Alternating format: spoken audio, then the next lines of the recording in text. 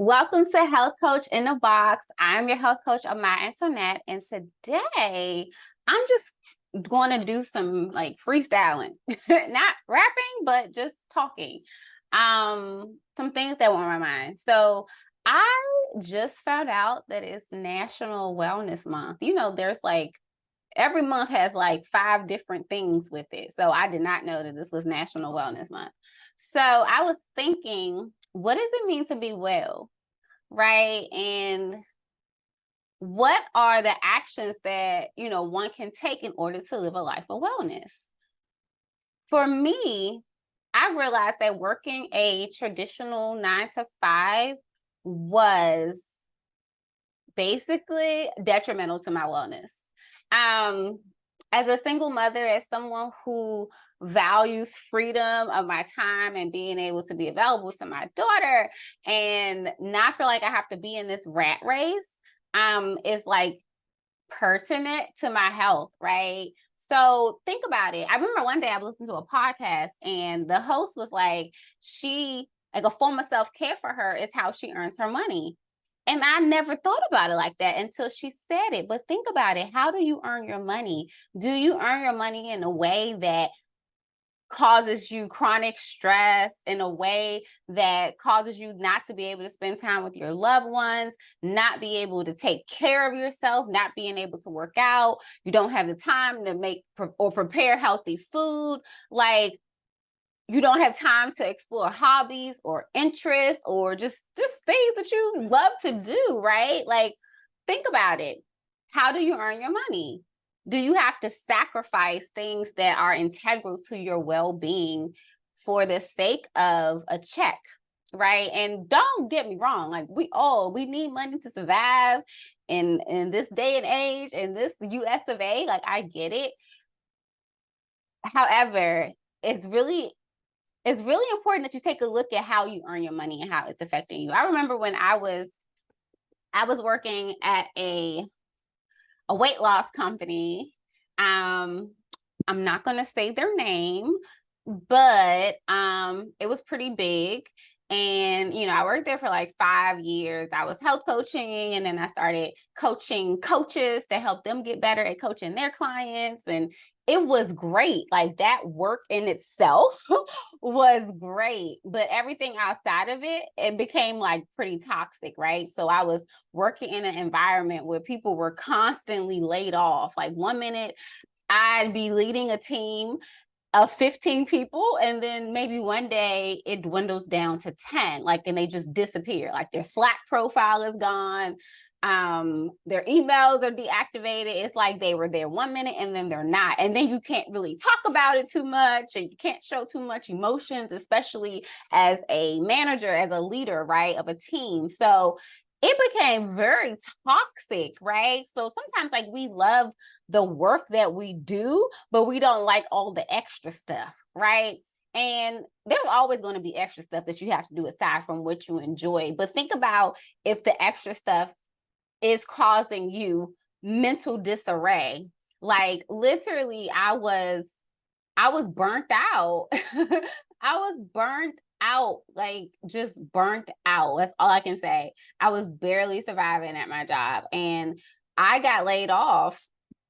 And it was honestly, like it was a blessing because I don't know how I would have been able to even continue in that type of environment, right? So now I do what I love, and there's still things I have to do that I don't love as an entrepreneur, right? Like it's stuff I have to do that just has to get done, right? But the toxicity, my lips are real greasy, y'all.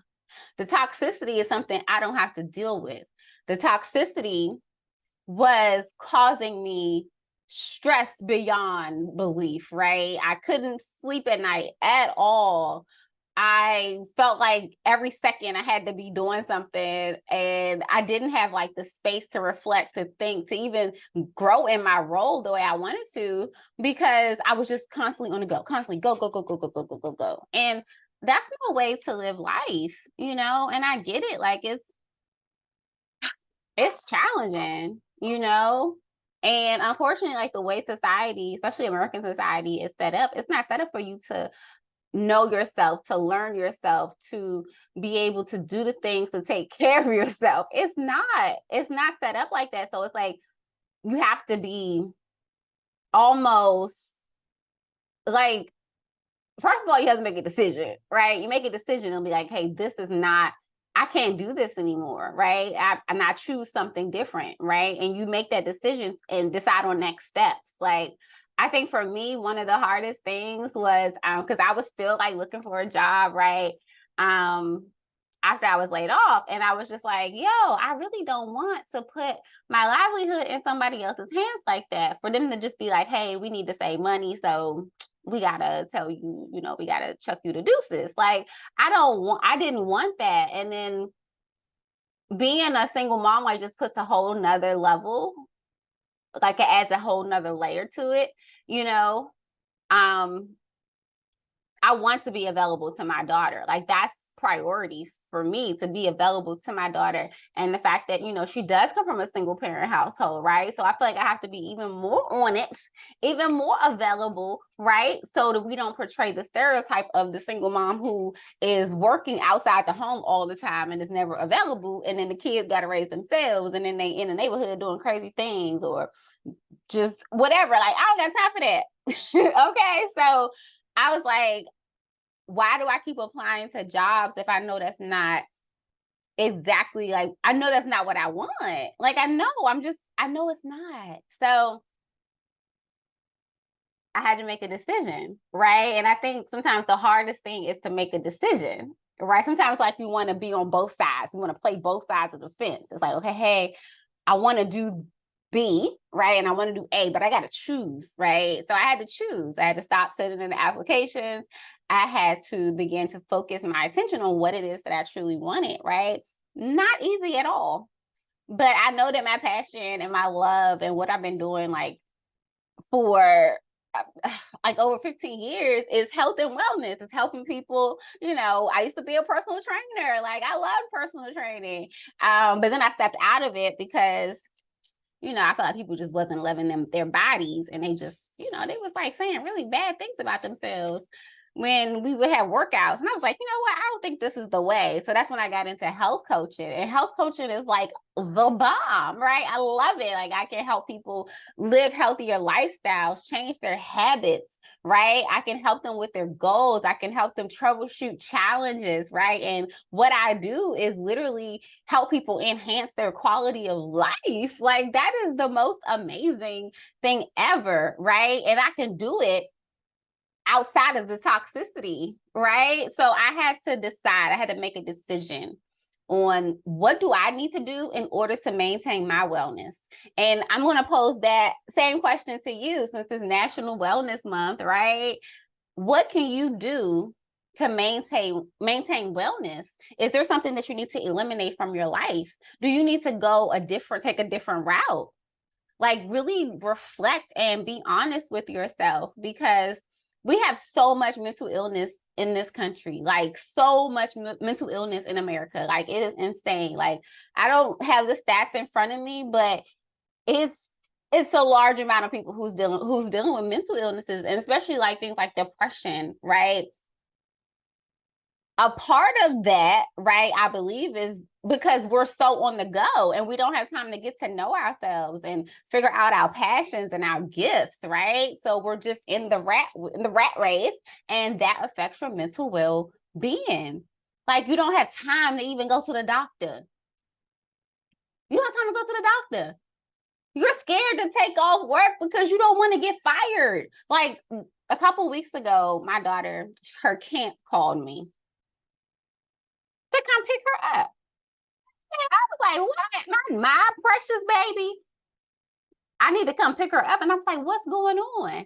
And they said, it's just some kid stuff, honestly, but it's just a lot. And, it'd probably be best if you can just come get her, I was cool with that.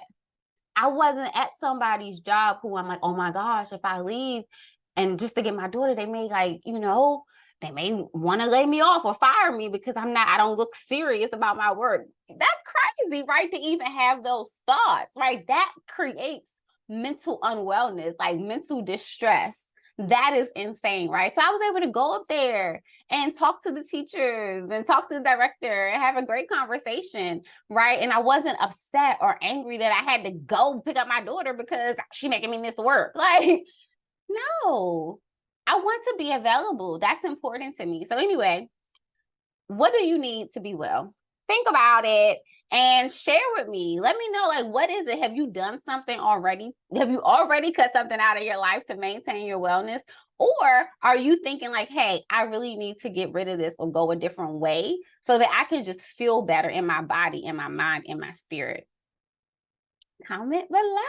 I want to hear from you. I do not want this to be a one-way conversation. I really want to hear from you. Okay, that's all I have for you today. Peace.